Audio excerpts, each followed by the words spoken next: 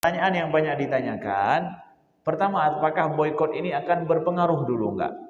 Berpengaruh tidak terhadap ini? Berpengaruh atau tidak?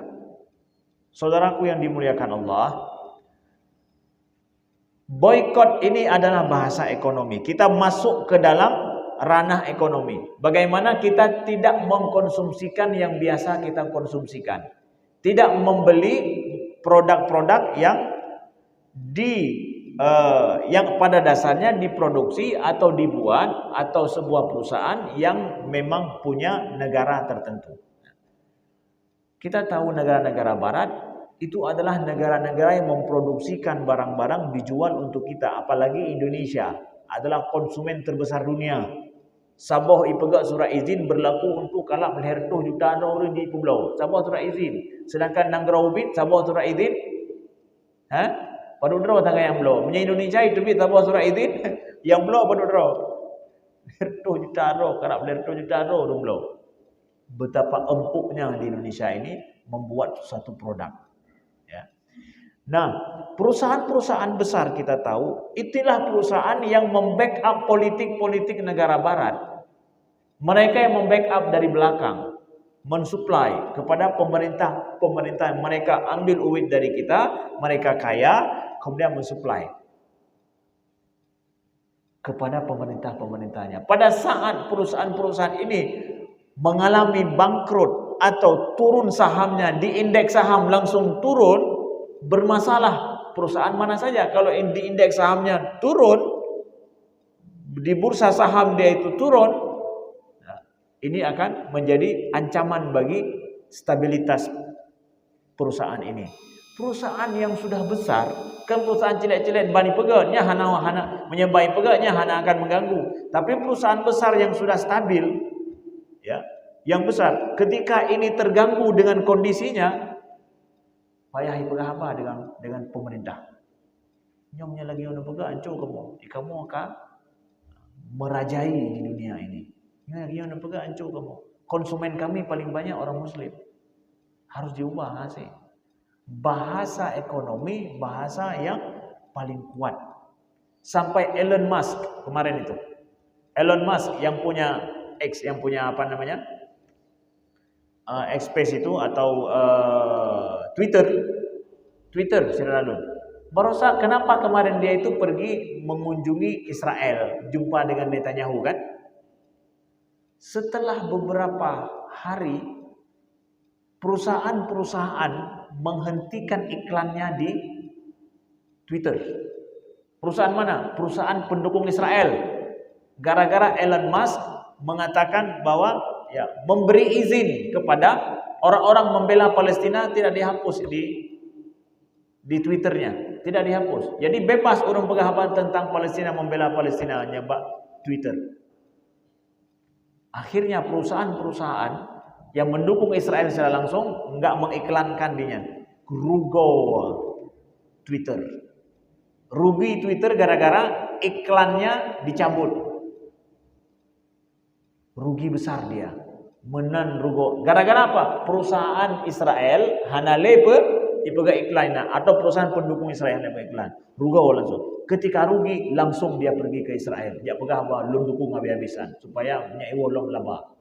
Masalah lah baru gua perusahaan rakyatnya nyo sangat berpengaruh pada politik. Kita juga bisa lakukan hal yang sama. Kita nggak beli, kita nggak ambil misalkan, itu akan perusahaan itu juga. Rugo kamu nyo, awak Islam di menaji begat, dicabut hanai begatnya, rugo banyak. Berpengaruh, saudaraku yang dimuliakan Allah. Dunia ini sangat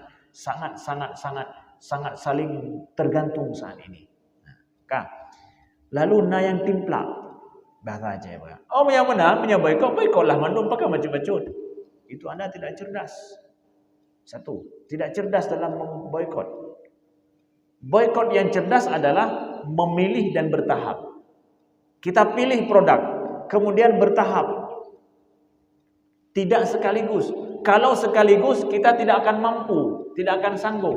Lagi orang nyeplung-plung je bertegak, prehile baca-baca dia. Mahal-mahal berjalan mati titik nama jalan. Dibancit, coba cut. Yang pastinya akan terus-menerus kita lakukan. Nah, begitu kita pilih produk tidak semuanya. Yang tidak mungkin kita boikot saat ini, jangan boikot dulu, pakon. Itu meninggal atau apa nanti hana senjata lain.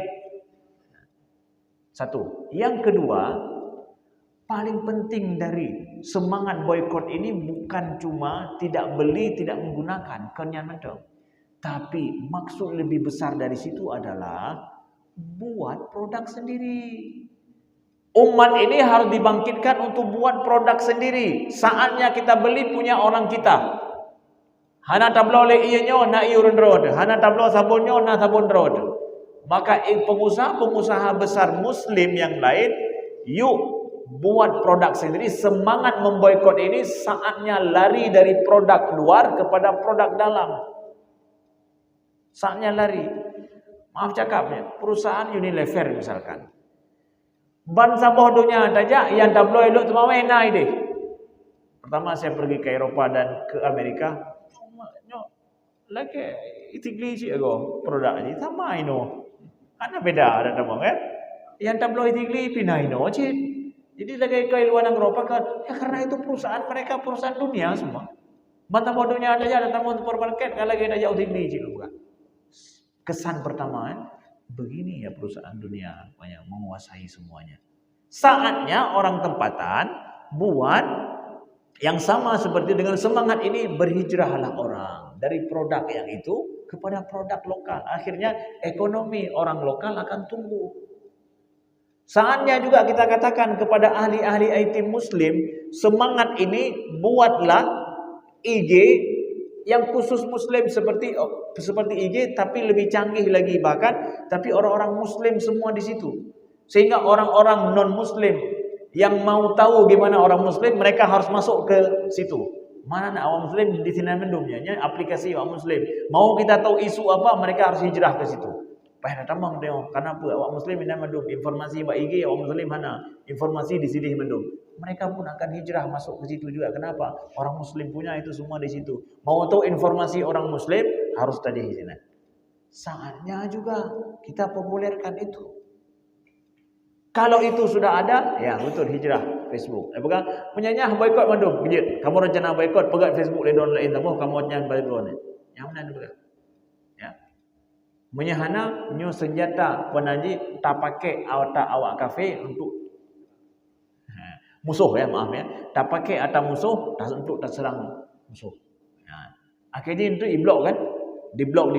Tak pegang elom, blok tak pegang elom. Kenapa? Betul-betul terganggu mereka.